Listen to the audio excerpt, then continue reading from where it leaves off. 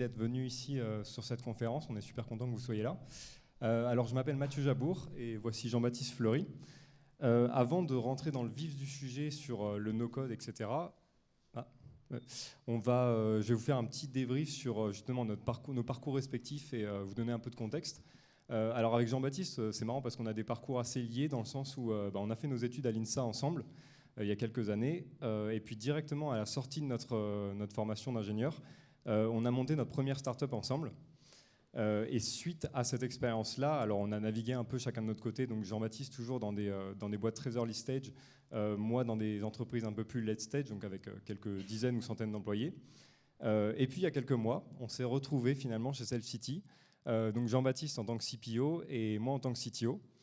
Et en comparant un peu nos expériences, on s'est rendu compte que un des défis qui était systématiquement présent dans les entreprises où on était, qu'il y ait 10 collaborateurs ou 200, c'était justement comment on pouvait délivrer toujours plus rapidement et avec toujours plus de certitude.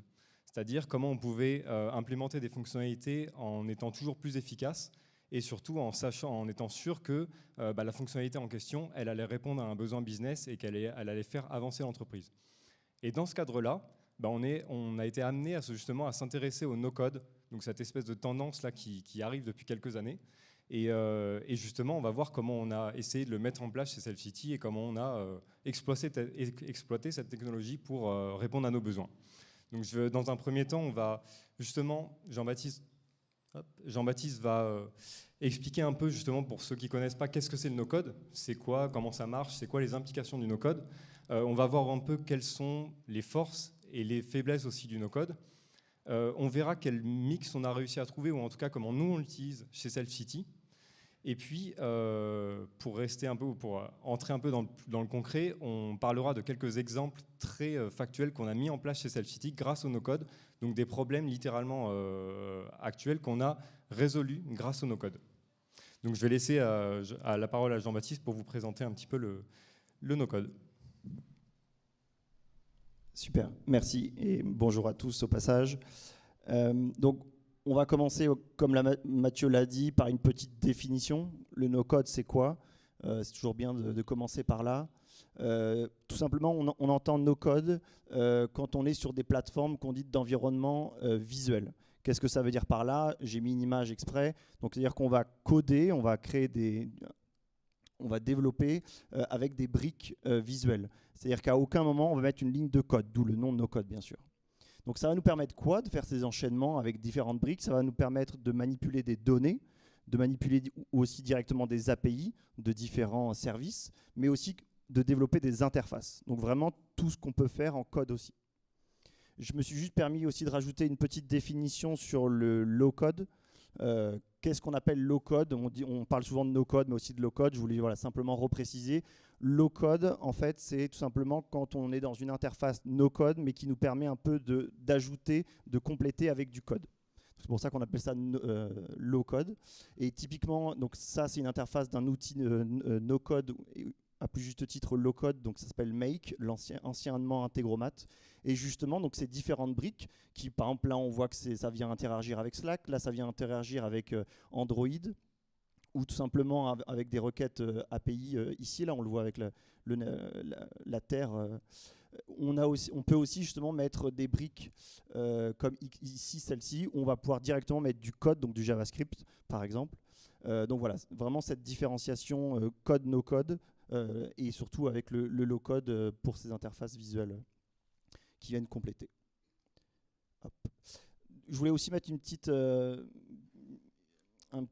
prise de hauteur sur pourquoi ça explose depuis 2 ans en moyenne, hein, ça dépend des personnes.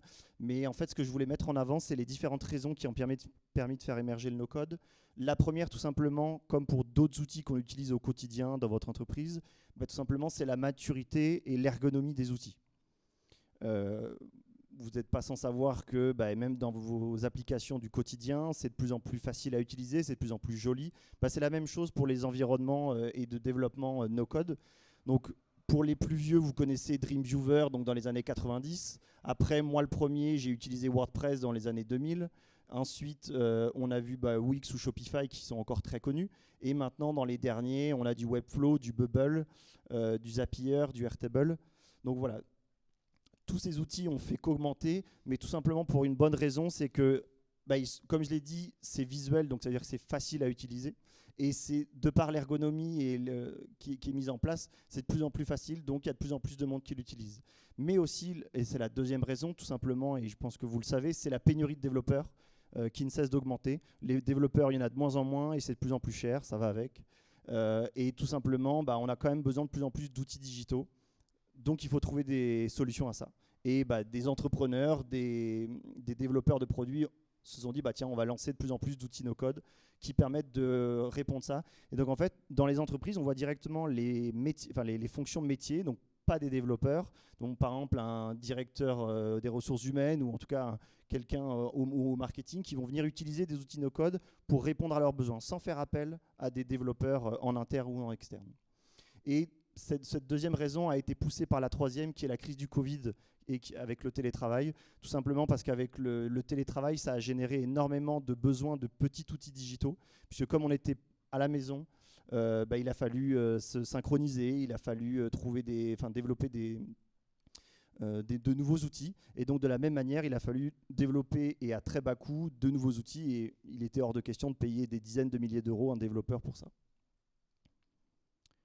Donc maintenant, on rentre un peu plus dans le cœur du sujet, c'est de comment intégrer le no-code à ces équipes produits et tech. Et justement, j'ai commencé par présenter, avec une slide avec un titre un peu racoleur, de comment les mauvaises équipes travaillent dans la tech. Et justement, j'ai voulu montrer par ça, on va dire, tout ce qu'il ne faut pas faire.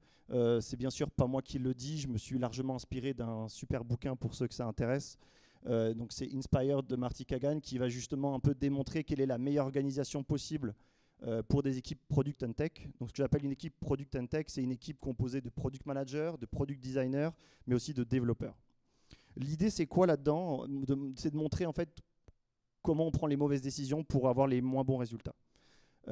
Première chose, on va avoir des idées. Souvent, ça va venir des commerciaux ou de la direction.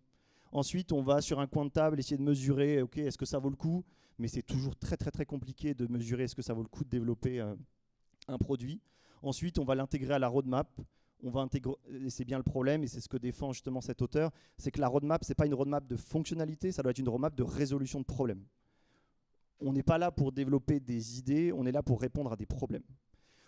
Où est-ce que je veux en venir là-dessus? C'est que au fur et à mesure de ça, même si on met en place une méthode agile dans son entreprise, ça ne suffit pas non plus.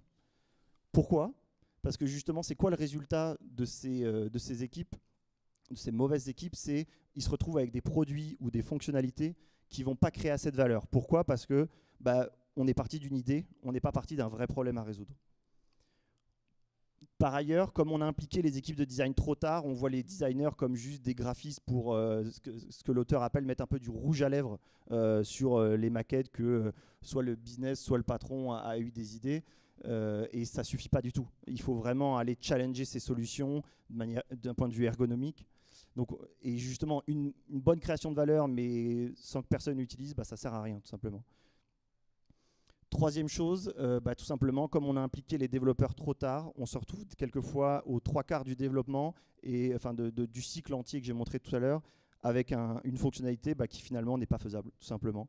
On s'est dit oui, il y avait une bonne idée, peut-être oui, il y avait un bon problème à résoudre, mais comme on a impliqué le développeur trop tard, on se retrouve à avoir fait tout le chemin, en tout cas la moitié du chemin, et on s'arrête point parce que finalement, ce n'est pas faisable. Donc on a perdu énormément de temps.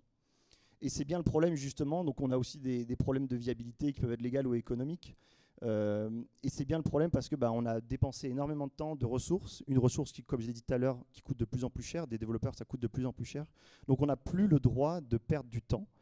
Et où je vais en venir là-dessus, et c'est là où le no-code va rentrer en jeu, c'est qu'il faut prototyper le plus rapidement possible. Il ne faut pas attendre des belles maquettes, il ne faut pas attendre d'avoir tout priorisé, etc. Il faut prototyper rapidement et de nombreuses fois. Ça va servir à quoi? Je reprends mes 4 points tout à l'heure qui sont les plus importants. Donc, avec mes prototypes, avec mes itérations, ça va me permettre de vérifier ma valeur. Est-ce que vraiment mes utilisateurs sont satisfaits de la solution que je propose? Et pour ça, il n'y a pas besoin de leur montrer un produit. Vous avez simplement besoin de leur monter un prototype Et un prototype, il y a différentes manières de prototyper, et on va les voir après, mais ça peut être un pitch tout simplement. Ça peut être, tiens, si on faisait ça, qu'est-ce que tu en penses? Ça peut bien sûr aller beaucoup plus loin que ça. Hein. Mais l'idée, c'est qu'il n'y a pas besoin de développer un produit et d'y dépenser énormément d'argent pour prouver la valeur d'une idée ou de la résolution d'un problème. Deuxième chose, c'est l'usage. Encore une fois, le designer doit être impliqué le plus tôt possible dans le cycle de développement pour justement réfléchir à l'usage dès le début. Troisième chose, la faisabilité, de la même manière, c'est le développeur qui doit être inclus dans la boucle de développement, de design de la solution le plus tôt possible. Et la viabilité, là on est plutôt sur des aspects légaux, économiques, donc on va aller discuter avec les commerciaux, on va aller discuter avec l'équipe légale. Et donc ces 4 choses-là, c'est justement le product manager qui va venir répondre à tout ça. En tout cas, il va s'occuper de... Moi, j'aime bien cette définition du product manager, c'est de manager le risque, ou surtout de dérisquer. Et au final, ces 4 points orange, là, ce sont les 4 risques d'une nouvelle fonctionnalité, d'un nouveau produit. Donc, au sein de Cell-City, comment on s'organise justement pour répondre à ça? Tout simplement, donc, là, on vous a présenté un peu le flow pour le développement d'une nouvelle fonctionnalité. Donc, la première chose, première étape, c'est de trouver les problèmes. Encore une fois, on ne trouve pas des idées, on trouve des problèmes. Deuxième chose, on va prioriser ces problèmes. Comment on les priorise? Tout simplement en évaluant l'impact de la résolution de ce problème. C'est bien sûr pas parfait, mais c'est déjà mieux que rien. Dans le sens où voilà, vous n'allez pas mettre un petit problème tout en haut, parce que justement, par définition, comme je viens de le dire, il est petit. Donc l'idée là, c'est d'avoir les plus gros problèmes en haut, et c'est eux qui vont passer à l'étape numéro 3, qui est l'étape de design, où là, justement, on va venir explorer le problème. Je voulais mettre l'accent là-dessus parce que oui, on nous a donné une définition de problème, mais en aucun cas ça veut dire qu'on a bien cerné le problème.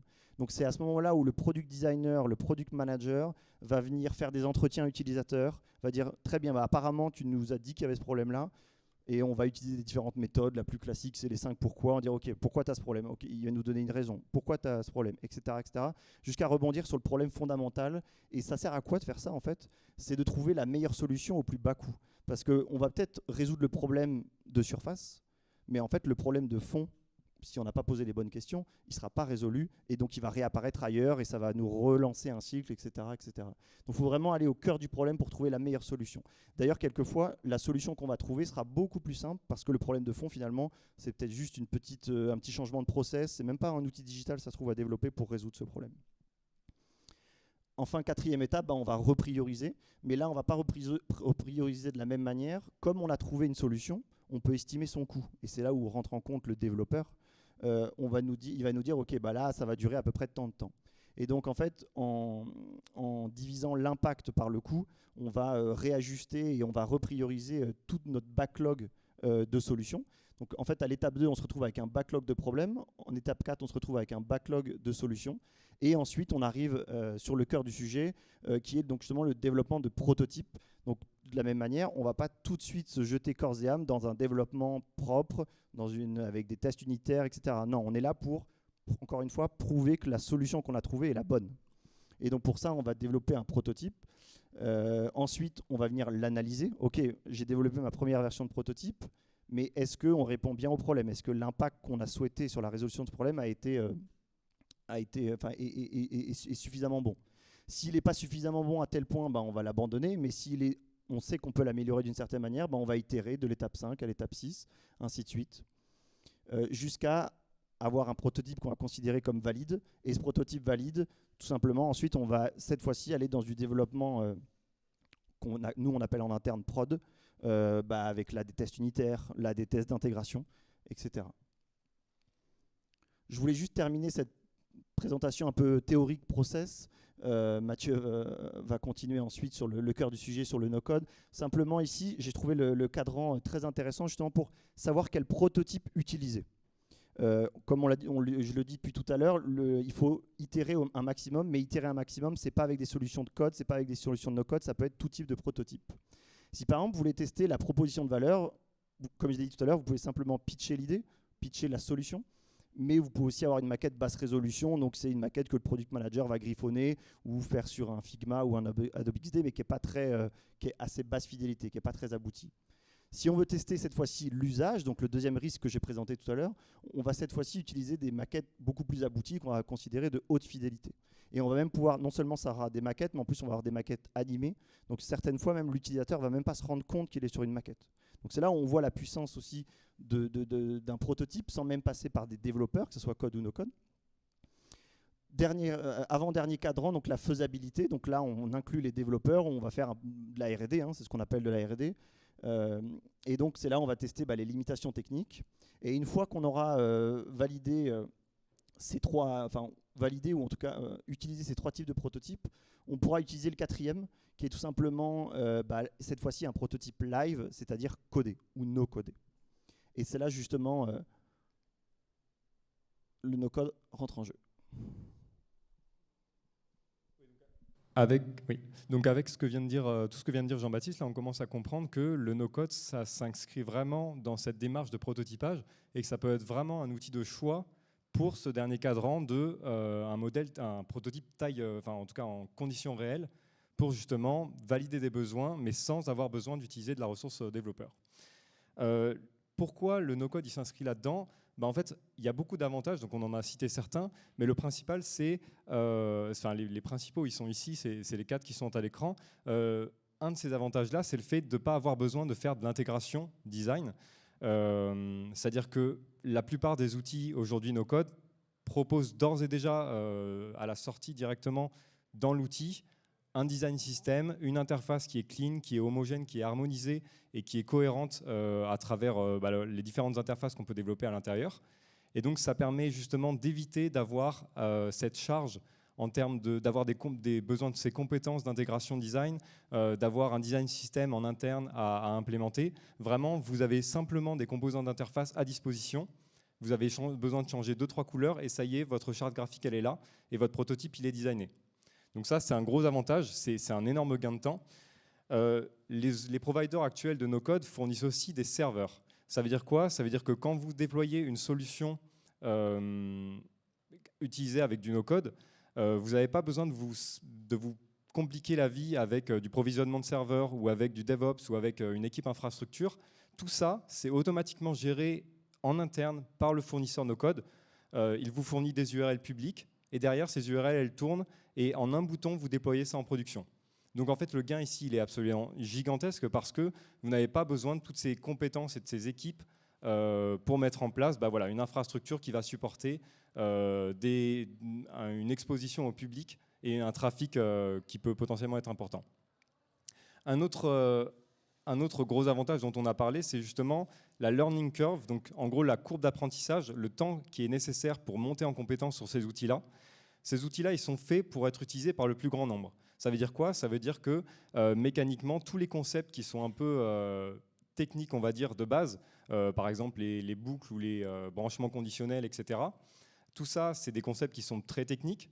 Et ces outils-là, vraiment le cœur de métier de ces fournisseurs no-code, c'est de vulgariser tous ces outils-là pour les rendre compréhensibles et intelligibles par le plus grand nombre. Ça veut dire que moi ou vous, si vous n'êtes pas développeur, vous comprenez que pour itérer sur plusieurs éléments d'un tableau, il va falloir utiliser telle brique, sans forcément avoir été formé à des notions algorithmiques qui sont complexes. Donc cette vulgarisation, elle permet justement d'aller beaucoup plus vite et elle donne la main à n'importe qui de prendre en main ces outils no-code et de mettre en place des prototypes ou des outils internes grâce à ça. Et disons le corollaire de ça, c'est justement le what you see is what you get. La plupart des outils no-code fournissent justement une interface qui donne un résultat en temps réel, c'est-à-dire que au fur et à mesure que vous développez votre solution en no-code, vous voyez automatiquement et en temps réel le résultat que ça va donner pour les utilisateurs finaux. Vous développez une interface, ou en tout cas vous construisez cette interface en no-code, boum, vous voyez l'interface apparaître à l'écran et les différentes interactions possibles. On le verra dans les démos qu'on va faire. Vous avez un algorithme un petit peu complexe d'automatisation, vous voyez que très clairement l'enchaînement va se produire de telle manière et avec tel enchaînement logique. Donc tout ça, ça permet justement de prendre en main, quand vous n'êtes pas technique, de manière très facile, ces nouveaux outils. Alors, après, on peut se poser une question, c'est si on pousse le concept encore plus loin, pourquoi finalement on ne développerait pas tout en no-code ? Pourquoi on n'arrêterait pas de coder tout simplement et qu'on construirait toutes nos applications, tous nos outils en no-code ? Alors, c'est là où il faut faire assez attention quand même. Actuellement, si vous essayez de faire ça, si vous faites des petits projets, si vous avez quelques dizaines d'utilisateurs sur votre application ou que vous travaillez dans une agence web qui fait des petits projets à faible portée, eh ben vous n'aurez pas de problème. C'est-à-dire que le no-code fonctionnera comme il faut et vous n'aurez aucune limitation. Le problème, c'est que si vous travaillez dans une entreprise technologique de produits, donc que vous faites un produit de cœur et qui a beaucoup de fonctionnalités, il va arriver un moment où vos utilisateurs auront besoin de toujours plus de fonctionnalités et surtout des fonctionnalités toujours plus complexes. Et cette complexité, le principe du no-code, c'est de réduire au maximum la complexité et de faire des outils qui soient utilisables par le plus grand nombre. Mais ça veut dire quoi? Ça veut dire que ça vient aussi avec ses limitations, dans le sens où des fonctionnalités très complexes, vous ne pourrez pas les faire avec ces outils-là. Vous serez vite limité en termes de fonctionnalités. Deuxième cas, c'est si vous avez un trafic qui monte, ce que je vous souhaite, un trafic d'utilisateurs qui monte en flèche. 10 utilisateurs, ça passe. Par contre, 1 million, ça va devenir compliqué. Soit vos applications deviendront extrêmement lentes, soit vous vous retrouverez avec une facture à la fin du mois qui est littéralement exorbitante. Donc, tout ça, ça va vous amener à vous poser la question de est-ce qu'il ne faut pas finalement tout réécrire en code, tout ce qu'on a développé, et est-ce qu'il ne faut pas finalement tout casser et repartir sur une autre solution? Et ça veut dire quoi? Ça veut dire que votre dette technique, au fil du temps, elle explose littéralement.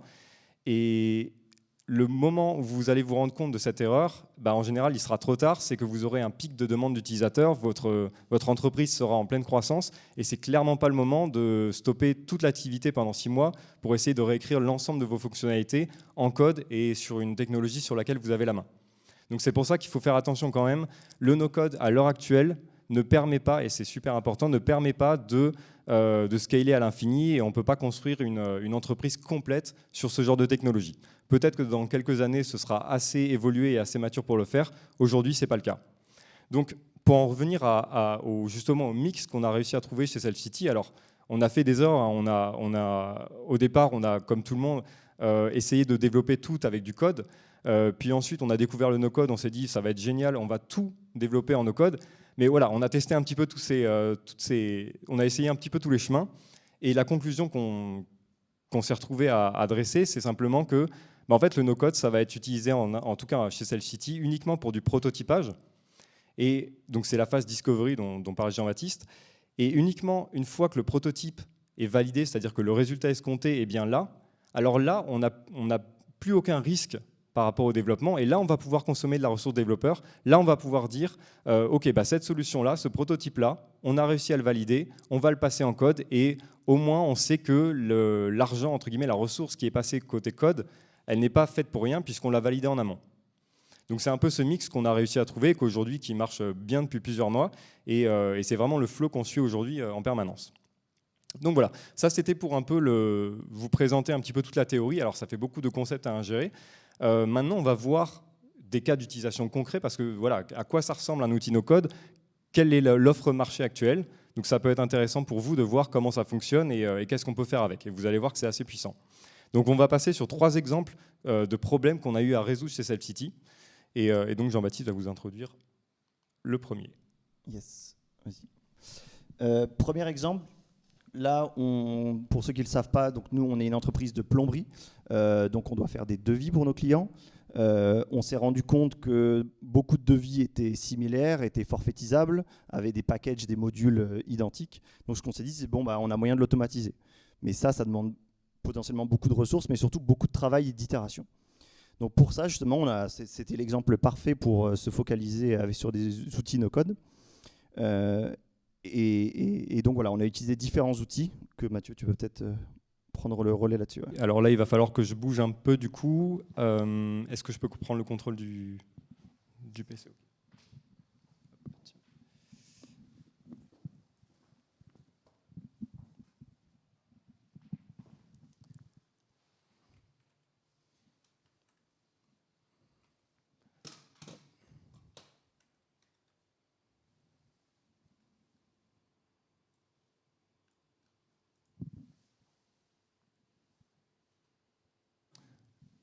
Ok, donc sur l'exemple que Jean-Baptiste vient de décrire, on peut identifier clairement 2 étapes différentes, c'est-à-dire qu'une première étape, ça va être permettre à nos chargés de clientèle d'avoir une interface pour rentrer des données, donc un espèce de formulaire d'une manière ou d'une autre. Et puis, une deuxième étape, c'est une fois qu'on a récupéré ces données de nos chargés de clientèle, il va falloir connecter un petit peu tout pour envoyer des notifications sur différents canaux à nos utilisateurs finaux, à nos clients. Et donc, sur la première, on a cherché en fait justement comment faire ça sans écrire une seule ligne de code. Et donc, on a trouvé des outils sur Internet, notamment pour créer une interface. Donc, sur ce premier problème, on aurait pu utiliser Google Forms, mais on a décidé d'utiliser un autre outil qui s'appelle Jotform et qui permet justement de réaliser des formulaires dynamiques assez complexes avec des logiques conditionnelles assez complexes que je vais vous montrer ici. Alors, comment je peux sortir de ça ?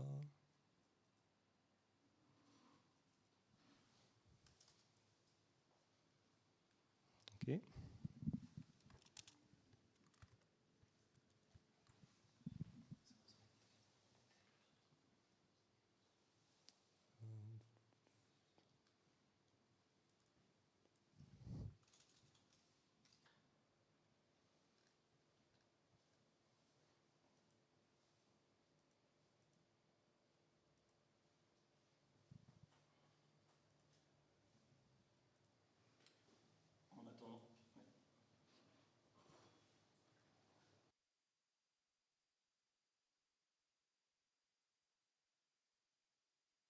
En attendant que Mathieu Lamette se connecte.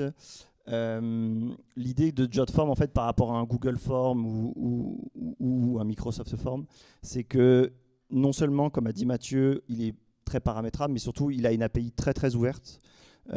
Et en plus, il nous permet même de générer des PDF. Donc, sur ce use case-là, on ne l'a pas utilisé, sur cette problématique-là. Mais ça nous permet très simplement de bien sûr créer un formulaire, mais d'aller encore plus loin, d'aller discuter, d'aller récupérer ces informations-là via API, mais aussi de générer des PDF. Donc c'est vraiment super, super pratique.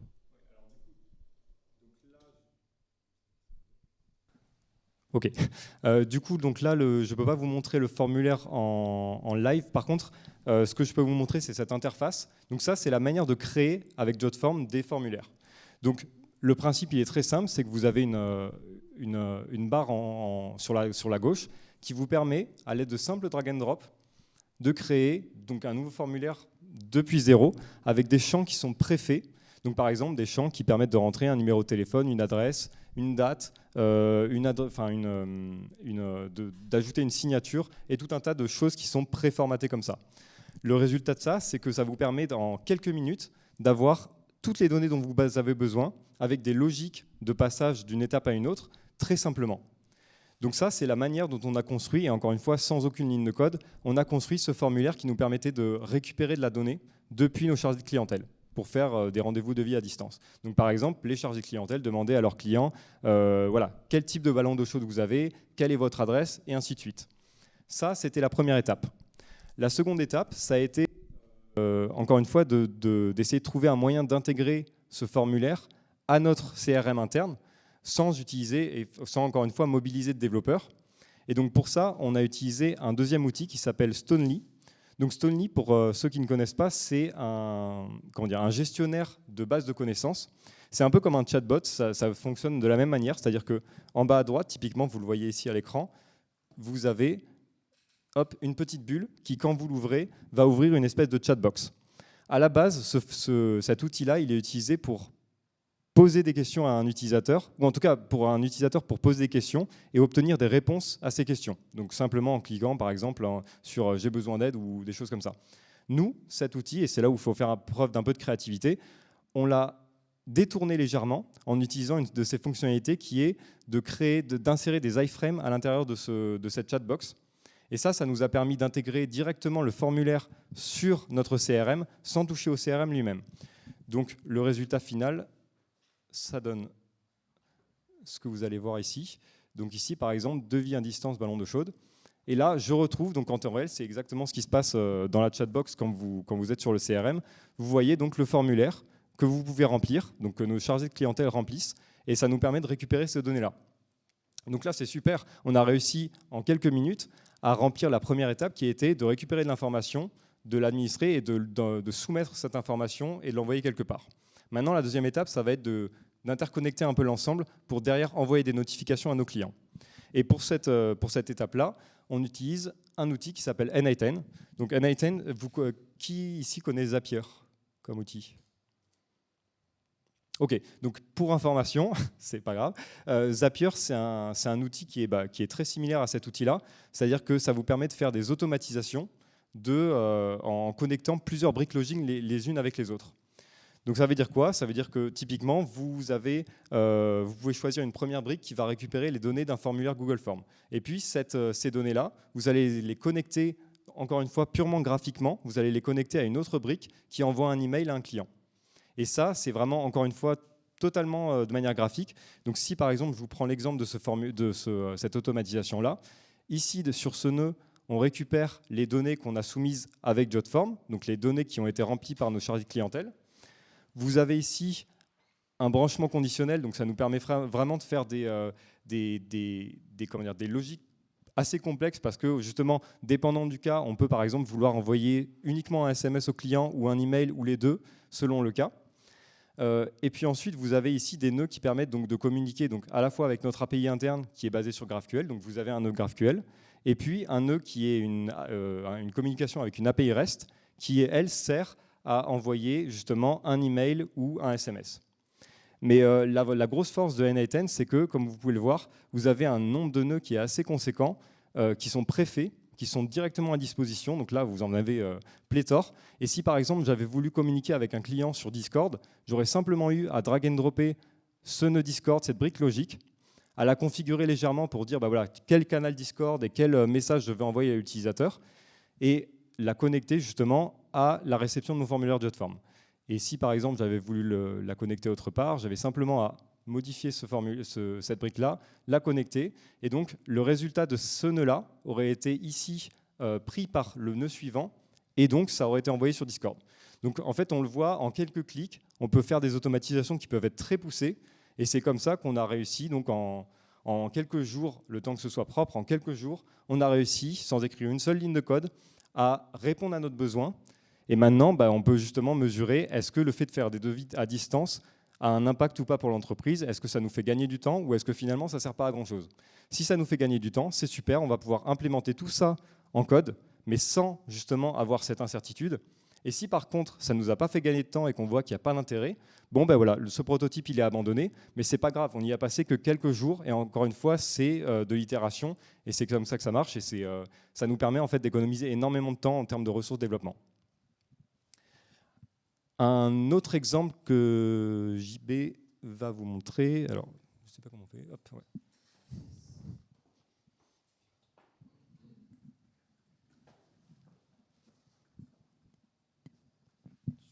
Oui, merci. Une autre problématique qu'on avait, tout simplement, comme toute entreprise, on se doit d'avoir un dashboard pour piloter ses résultats, piloter sa croissance. Tout simplement, on avait testé plusieurs cas, c'est-à-dire développer nous-mêmes en interne ces dashboards, qui coûtent de l'argent, comme on l'a dit, ou alors vous avez les solutions de BI qui coûtent des milliers d'euros par an. Donc là, on s'est tout simplement tourné vers l'open source, comme n8n d'ailleurs, pour compléter Salim Mathieu. Pour info, n8n c'est complètement open source et donc gratuit, enfin, il faut juste l'héberger. Et de la même manière, Metabase, qui est donc un outil de BI, de visualisation de données, Metabase, voilà, open source, donc on a mis ça en place chez nous, et le gros avantage, c'est que on peut le brancher directement à notre base de données. Donc on a juste à insérer les clés, enfin les identifiants, et automatiquement, même Metabase avec de l'intelligence artificielle en interne, va même nous proposer des vues, puisqu'il sait que si une table de base de données s'appelle user, il sait que c'est les utilisateurs, et ils savent que les utilisateurs, c'est sympa de voir leur temps de connexion, de voir ce genre de choses. Et donc il va même automatiquement nous présenter des vues. Donc, hop, Resay, ouais. Donc nous, on l'a installé, pareil, de la même manière, c'est des outils très simples. Je ne sais pas si on va réussir à se connecter.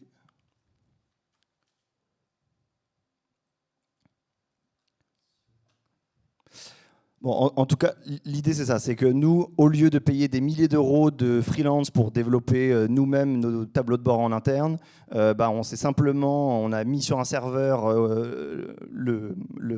la version open source de Metabase, et en quelques jours, et d'ailleurs on le complète tous les jours dès qu'il y a un nouvel besoin d'un indicateur, moi-même en quelques clics, donc non développeur, on va permettre de créer un dashboard comme celui-là.